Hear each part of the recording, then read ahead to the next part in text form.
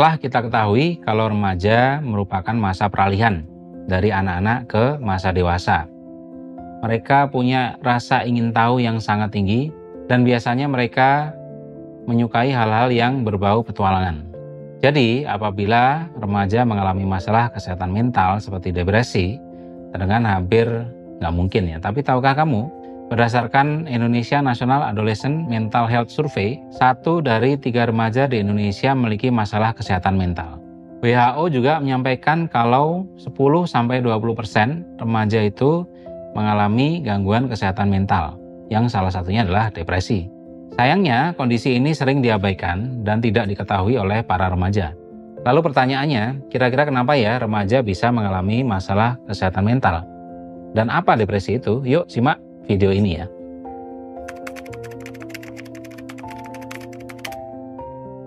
Orang-orang banyak menyampaikan kalau remaja menjadi masa-masa pencarian jati diri. Jadi sebenarnya masa remaja juga menjadi tahapan kehidupan yang penuh tantangan dan perubahan.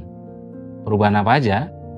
Baik itu fisik maupun emosional. Hal ini seringkali membuat remaja mengalami gejolak-gejolak yang cukup banyak di kehidupan. Tentunya gejolak inilah yang sering menimbulkan permasalahan, dan salah satunya adalah masalah kesehatan mental. Kondisi mental yang sehat biasanya ditandai dengan kamu dapat meraih kesejahteraan psikologis atau psychological well-being. Nah, pada kasus remaja, permasalahan depresi ini dapat disebabkan oleh beberapa hal. Di antaranya 1, adanya perubahan secara hormonal. Nah, perubahan ini dapat mempengaruhi suasana hati dan emosional kita. Hal ini biasanya dia tandai dengan mood yang mudah sekali berubah secara drastis. Yang kedua, remaja bisa memiliki beban akademis. Hal ini dapat muncul biasanya karena ada persaingan secara akademis dengan teman di sekolah misalnya, atau ekspektasi orang tua yang tinggi maupun ekspektasi diri sendiri, di mana di situ ada rasa khawatir yang berlebih tentang prestasi atau karir selanjutnya di masa depan. Yang ketiga adalah masalah sosial sehari-hari seperti konflik dengan teman, hubungan asmara, hingga terjadinya bullying. Biasanya adanya pengalaman yang kurang menyenangkan ini memunculkan rasa kesepian, merasa diasingkan oleh orang lain, dan ini dapat mempengaruhi munculnya depresi pada remaja. Selain itu, media sosial ternyata dapat juga mempengaruhi remaja dan bisa menyebabkan remaja juga mengalami depresi. Kenapa kok bisa terjadi? Sekarang ini sosial media menjadi sebuah kebutuhan yang penting untuk kalangan remaja. Banyak remaja yang memiliki lebih dari 1 akun media sosial. Media sosial dijadikan tempat untuk membagikan hal-hal yang sedang terjadi ataupun yang sedang dilakukan. Nah, hal ini yang memunculkan keinginan remaja untuk menampilkan kehidupan dan kondisi yang sempurna atau ideal di media sosial. Tidak sedikit remaja membandingkan kehidupannya dengan orang lain untuk dijadikan standar nilai sosialnya sendiri.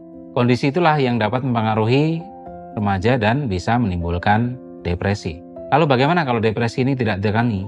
Apakah bahaya? Misalnya kalau dibiarkan saja. Jadi apabila tidak segera ditangani dengan tepat, depresi dapat menimbulkan masalah-masalah dan akan menjadi lebih kompleks. Dari sisi masalah medis hingga penyalahgunaan nafza, narkoba, dan alkohol misalnya. Kalau sudah depresi, bagaimana cara mengatasinya?